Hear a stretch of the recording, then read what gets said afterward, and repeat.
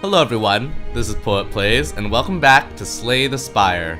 In the last episode, we defeated the Collector through some clever use of our lightning orbs. Will our power still compare to the enemies of Act 3? Let's find out. Let's continue where we left off, and I believe we left off at the end of our boss fight. We picked the White Beast statue, and then we will proceed to the Beyond of Act 3. And I believe this boss, this Time Beast, I think, has quite an interesting mechanic, which is that every time you play 12 cards, your turn just ends. So, not good for us if we have a deck that needs to like cycle through, but I don't think our deck is like that. I think our deck is okay. We'll basically get halfway through our deck before we have to, before our turn prematurely ends. So let's see, how many unknown rooms can we go through? Okay, if we take the rightmost path, we will have to fight an elite boss, which I am not stoked about. We could diverge, because we could go 2 rooms, or 3 rooms. We could alternate on this path, right? Between unknown and enemies, unknown and enemies, unknown and enemies. But it all converges upon an elite boss, which I'm not stoked about. It seems that all these paths require us to fight an elite boss, which I'm not stoked about at all. Maybe after the campfire we go here, then campfire again, go there. Yeah, I think this is the safest route to take. We don't get as many unknown rooms, but at least we will have enough HP to fight the elite boss and hopefully defeat the 2 enemies after them. So let's go this route, I think. Yeah. Let's go this route. Yeah, hopefully we don't encounter any extra merchants along the way. So let's go here. Let's start out. Okay, we got our basic little devices here. We have our spiker and exploder. Having electrodynamics is quite nice this turn because if we use streamline, it'll definitely kill this repulsor. I'm wondering where we should go after the spiker early on. I'm not sure. So let's go electrodynamics. Something costs 0 this turn, more defend. I feel we should go streamline, attack this spiker, or this exploder. I think it's a toss up because no, it should be fine because we deal 9 damage every turn to all of them now. So if we deal with this spiker, it shouldn't be so hard to deal with the exploder in the future. Because because we should be able to deal enough damage to this exploder before he explodes in 3 turns. So it should be fine. Intangible kicking in quite nicely. We'll see whether it kicks in for our elite boss fight, but nah, I'm not really counting on it. Defragment is really nice. Right, we shall defragment, so something costs 0. We shall loop, so something costs 0. We shall defend again, and then we shall zap. Hopefully something, yeah. And then we'll deal 15 damage. The spiker will die. Yeah, all of them will die. So that's really good. That is good for us. That was a good first encounter. We get some gold. We get another skill potion. Talking about things. Ooh, chill. Innate. Channel 1 frost for each enemy in combat, and then exhaust. So this is interesting. If we encounter 3 enemies, basically, it's more beneficial to us the more enemies we encounter, because we will channel then more frost, and then if we encounter, say, more than 3 enemies, we will actually even evoke frost. But it's innate.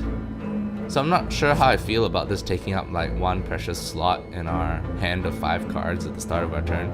Beam Cell is nice, but I'm not really stoked about it. Like, nah, not really. But an upgraded ball lightning is nice, but only if we could able to get rid of this ball lightning, so nah. I'm really tempted to get this chill because it's innate. Channel 1 frost for each enemy in combat, but if it's only 1 enemy, then it's like really, really useless. So yeah. But it's 0 energy, so it won't cost anything for us to play it. And it's innate, so if we play this on the first turn, it just gets exhausted. Let's take chill. I think I'm cool with that. Let's go to this unknown room. Let's see what's in here in store for us. Ah, Tomb of Lord Red Mask, right? Applying a weak to all enemies for 165 gold. Let's see. If we check the map here, we are gonna encounter a shop partway up, and I'm just thinking Yeah, let's just leave. Like, Tomb of the Red Mask is nice, but only applies weak the first turn and won't help us out anywhere else. Let's just leave. I'm cool with just leaving. Yeah. I'm not gonna bother reading the description. I'm sorry, but we've encountered this more than once already. So let's just go. Yeah, let's go on to the next thing. I think we're gonna go to this unknown enemy. And then we'll see. Ah, Darklings. This is where electrodynamics comes in super handy. Yeah, sweeping beam is nice. I think we'll chill. Having chill is great. And then we'll trigger that, which is real nice. So that came in useful for us. We could Glacier, but that's not really gonna help us. Let's sweeping beam, because why not? We'll see what kind of card we draw. We'll play Loop, which is nice. Glacier now costs 0, which is cool, so we're just gonna play it just cause. Let's strike against the least health enemy, which would be this Darkling, and then let's just ball lightning here. So this is cool. That was not a bad first turn. And hopefully we get electrodynamics soon, so we can just deal tons of like lightning damage to these guys. Yeah. Speaking of like those special events that we encountered last turn, it's interesting to see like how certain events connect. Like on the playthrough, on that episode that wasn't, on one of my own personal playthroughs. Ooh, this force field. Ooh. 3 energy, huh? Not fantastic, really. We could dual cast and then we could zap so that we can. No, actually we should zap then dual cast and defend. I feel that's what we should do. Yeah, let's do that. Let's zap so we can trigger this frost. Then we can dual cast so we can trigger more frost. And then let's just we could either defend or we could strike. I think we'll just defend. Yeah. And speaking of the red mask, right, there actually is an event in Act 2 where you do encounter a gang of members wearing red masks. So I suppose that's where we could get red mask. We're gonna get 8 damage here, which is okay, I suppose. Not the worst thing that could happen. Okay, we got static discharge and we got multicast. Not the best thing that I could have hoped for, but oh well. Yeah, let's static discharge because it's the power. Let's strike because we can. Let's strike this guy because he's about to block next turn. We could defend or we could multicast, but it's evoking and it'll be taken up. But if we do have electrodynamics, it wouldn't be that bad.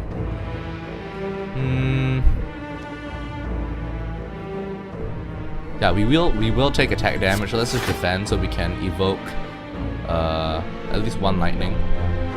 Yeah, let's do that, and let's not use multicast. Our clumsy gets gotten rid of, it gets exhausted, so that's cool. So speaking about the Tomb of the Lord Red Mask, there is an event where you encounter a gang of mask-wielding like bandits who try to take all your gold. So like, for example, if you only have like 1 gold and you encounter them, that's like really nice for you. But if you don't, then it's kind of bad, because then it's like how do you put it? You could potentially spend like 300 gold to just for them not to like whoop your butt. Let's see, we're not in a fantastic situation because we did not get electrodynamics as I hoped for, so we just have to defend and then we'll have to deal damage. Maybe I should have gone on this guy. Yeah, I wasn't really thinking. I was going along the lines of just blocking, which is not fantastic. We're gonna take a lot of damage, which I'm not stoked about. Yeah, because our next rest site is not for quite some time. I'm not stoked about that. Okay, but we could potentially, yeah, we're gonna kill this guy, yeah, and they all just die. But we're left with like less than half our HP, so I'm not fantastic. It's not fantastic that this happened. I'm gonna discard. I'm not gonna choose any of these cards. We already have 1 force field. Cool-headed doesn't really benefit us, and Doom and Gloom doesn't really benefit us either. So let's go to this unknown room. Yeah, so keep talking about the red mask, but it's really cool how there are events that just interconnect like that. Is really cool. We have the sensory stone again. Navigating through the beyond, you discover a glowing tesseract spinning and shifting gently in the air. You can touch it and you can add cards to our deck. I don't really want to lose HP, so let's just add 1 colorless card. Let's see what we can add. We can add Flash of Steel, which is like free damage. Magnetism is interesting. Add a random colorless card into your hand, but eh. Blind is cool because apply 2 weak to all enemies. It's a 0 cost card. But I don't think we really need it. Our deck's getting really good, so let's just skip it. It's just unfortunate, but that's cool. We've read this all before, and this is how Slay the Spire kind of like drips lore for you.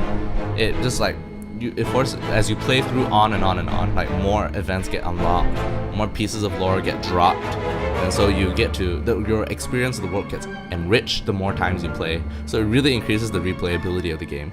Which brings us to our question of the day, which is, how would you like to see the lore expanded in Slay the Spire? You can put your comments down in the comment section down below.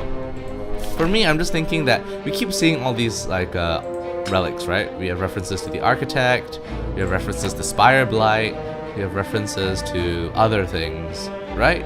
Like this Ranwid here. Ranwid. We keep hearing about Ranwid. And we have this toxic egg. What kind of magical creature does this egg belong to?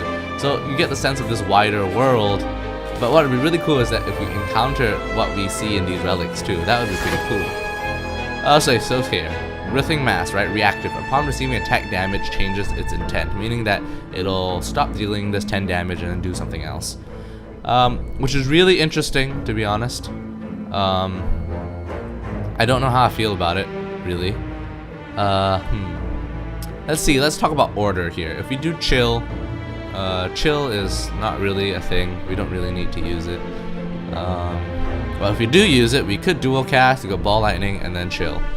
Or we could ball lightning, chill, and then dual cast. It depends on how close we want to bring this chill to us, right? We could chill first, so it'll go into this orb slot. We'll ball lightning, and that will fill up that orb slot. If we dual cast, the chill will go here. And then we could have the chance to evoke it like next turn, which I'm leaning towards because this Writhing Mass can inflict lots and lots of damage on us if we're not careful. So let's do chill upon receiving attack damage, right? So we could absorb this 10 damage, which I'm cool with, but then what happens is that we're not setting up. So let's go with our original plan. Let's ball lightning. Let's see what intent deals more damage now, which is not really something I was hoping towards, but okay. It has malleable too, which is not fantastic either. We could block. We can block for 15 damage, and it's gonna block as well. Let's dual cast. Actually, let's strike. See whether our intent gets better. It gets worse, actually. Let's dual cast again. Let's see whether its intent gets better for us. No, it does not. So that was the worst situation that could ever happen to us. So now we're absorbing like 12 damage now, which I'm not stoked about.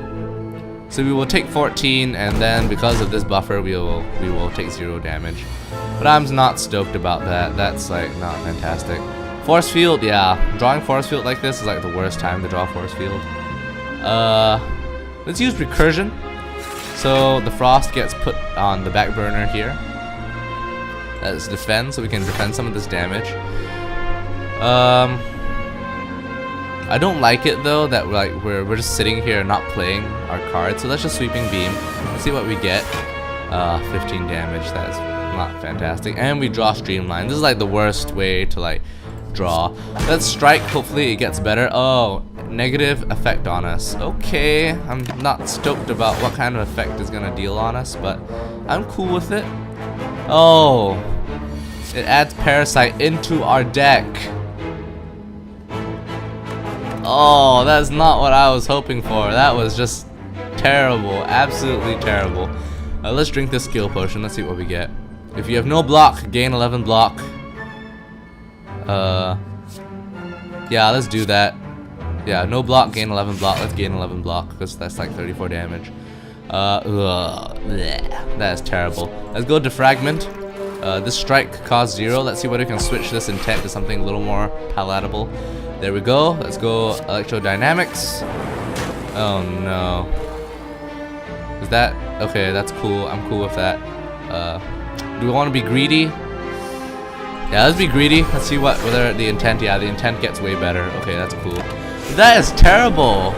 Like this parasite is, if transformed or removed from my deck, lose 3 max HP. Like we have max HP to spare, but that's just awful. Like why would you do that? Look at all these like nasty negative effects on us. That is terrible. Okay, let's zap. Let's channel this frost. Yeah. I mean, I'm not stoked about this. If we multicast, that's like tons and tons of block, and we will avoid all this damage, but then that's all our energy. So let's not play multicast because we do have Glacier. So that's cool, right? Yeah, we could go Glacier, right? Yeah, we're not frail. We're just weakened and vulnerable, so we take more damage and deal less damage. So let's do that, and I think we gain 22 damage, which is okay. I'm okay with that. Yeah. So we will take 8 damage, which I'm cool with. It's not the most fantastic way to deal, but alright, it's fine. We gotta change this guy's intent though. I'm not stoked about it. Let's cold snap. Let's see whether it changes the intent. Okay, the intent gets a little better. Let's static discharge, and then let's loop. And then let's defend because we can. I'm not gonna dual cast because we're gonna have to keep this block around us. So yeah, we take the 15 damage, but we are gonna get debuffed again. So more weakened, more vulnerable. I'm not stoked about that, but we do have this intangible, so we can just go all out and deal as much damage as we can. So let's do that. Yeah, let's do that. So I'm cool with this. So Incense Burner triggering at a good time. So yep, but that's like 15 block. I am not stoked about that. We can definitely block for as much as we can. Let's recursion, so we can block all that. Let's do that, and then let's just block. Yeah, all that block that Writhing Mass had just kind of blocked all that damage. Like I do not. Yeah, this is just terrible. Like I'm just bummed that we have this Parasite, because now we could get rid of Clumsy now, but we have to live with Parasite. It's like unplayable, and it like just kind of sucks. Let's go Force Field. Let's just gain a ton of block. We could multicast to just block all this damage, but I think we'll attack it to change its intent. Yeah, so let's Sweeping Beam. Let's see what we get. Does the intent get better? Okay, it does get better. Yeah, Auto Shields is kind of useless now because it's only good if we don't have any block with us. We could Zap. I'm not really stoked about that. Let's do that. Let's see what it gets better. 51 again. Oh, that's worse actually. That's worse. Oof, we're in for a rough time. Let's just channel then, because we're gonna need to block more. This is not gonna do anything. So let's just go. Yeah, I think we should have multicast. Oh man, that was terrible. That was terrible. Like, look at that. We're so squishy now. It's like ew. But I think we have the opportunity to kill it now. Yeah, we do. You'll need to deal 13 more damage to it, which I think we can. Channel Lightning. Yeah. But that was bad. That was really bad. That left us really squishy. Having another loop is nice. But yeah, our deck is really big right now, so I'm just gonna skip. Let's go to this rest site. We could. I think we should rest. We should rest. That's just the safe option. Because a lot of enemies on Act 3, they just deal a ton of damage. I'm not like stoked about doing that. Let's go here. And hopefully next turn. Oh, look at that. Guardian. Got all these like guardians, these robotic mechanisms, like the immune system of the Spire, as much as like that. Okay, but I'm just looking at our map, and I think this is cool. We'll just continue along this route, and then fight this boss, because we're gonna have to fight this boss eventually. So let's see, let's chill. So that's cool, and we will trigger that, so that's fine. Force Fields is not a great option right now, but we have all this Frost, so that's cool. Let's deal with this Exploder, because we just leave him to his own devices. He will just explode upon our face, and that will suck. So we block all this damage, and this Spheric Guardian I feel we're gonna have to deal with last. I wish we had Melter. Melter is a card that just removes all block and then deals 10 damage. And then the picture on Melter is just a picture of this Spheric Guardian just melting. And that's exactly what it's for this Spheric Guardian. So let's go Recursion, kind of block more damage. Let's Cold Snap, because we're gonna have to kill this guy in 2 turns. We could Zap, and then we could Dual Cast. Yeah, so let's do that. And we're gonna have to kill this guy in the next turn. Hopefully get something like Streamline or something. Yeah. I'm not stoked about this. This Spheric Guardian is gonna be a pain in the butt because of all this block. And because of his barricade, it's not gonna remove any block. Okay, so it's gonna explode next turn. This thing has to die because it's gonna explode next turn. Let's do that. We're gonna draw more dazed, which I'm totally cool with, and this guy's gonna have to die. It's kind of sad we couldn't play loop, but whatever. We get rid of the dazed cards that this guy just inflicted on us. He's gonna inflict more daze on us, which is not fantastic, but because of our intangible, we block all this damage and keep our buffer, which is real good. We only need to block for 10 damage now, so let's see. We could go electrodynamics or glacier. We can't do both. We go electrodynamics, we gain 5 block, and we'll absorb 5 damage. And I'm cool with that. Yeah, we do need to increase our offensive power. Glacier is 0 now, which is real nice. Real nice. Let's do that. Let's deal more damage to them. And then let us static discharge. And then our strike costs 0. This guy will die this turn. Now we have the Spirit Guardian to deal with. So we haven't taken any damage so far, which is real good. Really good. Yeah. So we're dealing good. Yeah. Let's go defragment so we gain more block. So then something costs 0. So that's defend here. And this ball lightning just because we have to. And we're gonna take a ton of damage. We're gonna take 7. We're gonna take 9 damage, but the buffer will protect us. So that's cool. That's cool. That wasn't a fantastic hand, but that was okay. We haven't drawn Streamline yet, which is real bad. I was hoping to draw it earlier in the combat. Yeah. Get the block for 10.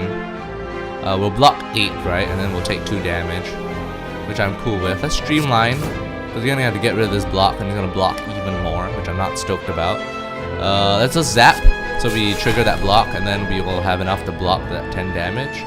And then we will be able to punch through his block. He's gonna barricade. I'm gonna block again. I'm cool with that, because we got that electrodynamics. Force field is cool. Let's just use. Let's use ball lightning. Right. Let's go recursion, so we trigger it again. And then it should kill him now. Yeah, let's just force field just in case, and then just kill him. So there we go. There we go. Things are going okay. Alright, we get a Steel Ride potion. We can add cards to our deck. So, Barrage deals 6 damage for each channeled orb. Or we can channel tons of lightning, which is pretty cool. Especially because we have limited orb capacity.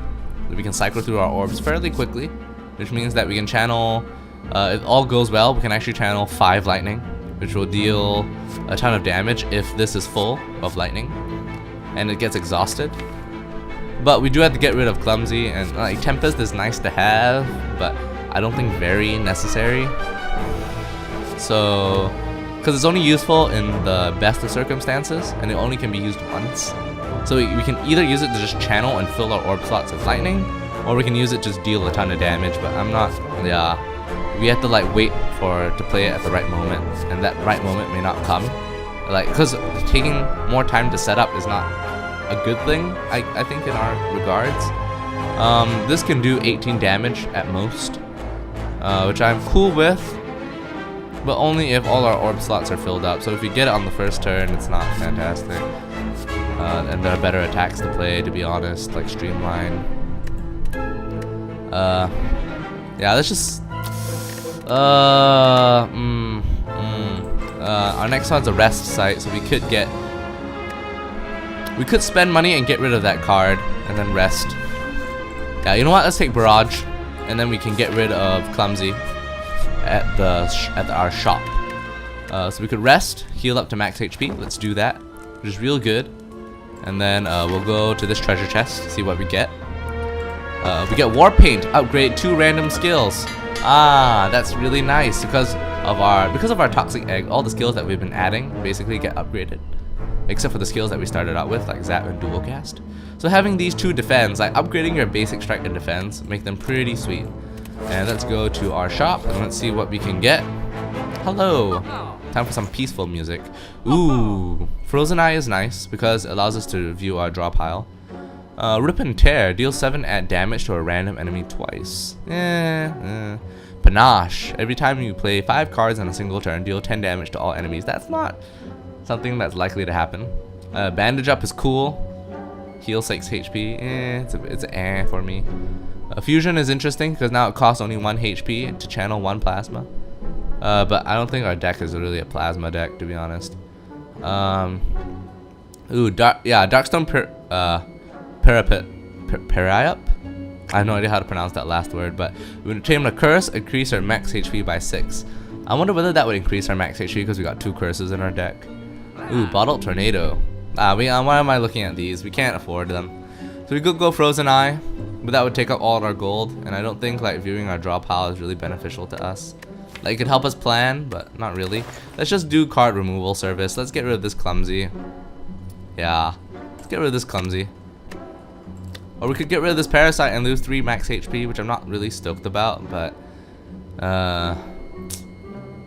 yeah, I mean, yeah, let's just get rid of it. It's cool. We'll get rid of like a bit of our HP, but that's okay. And I think that's it. I don't really want to buy anything else. And I think we will end the episode right here at the shop before fighting that elite boss. I'm gonna leave you guys off on a cliffhanger right here. Let's just read what the Warpaint description says.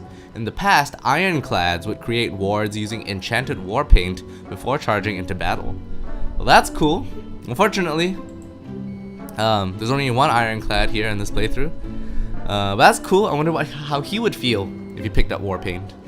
But let's see. Let's just end our episode right here. Thank you guys so much for watching my playthrough of the Defect and Slay the Spire. Tune in and see whether we survive the elite boss that we're gonna fight in our next episode. And if you want to see that episode, ring that notification bell in order to get notified when it drops. My name is Poet Plays, and until next time, stay safe.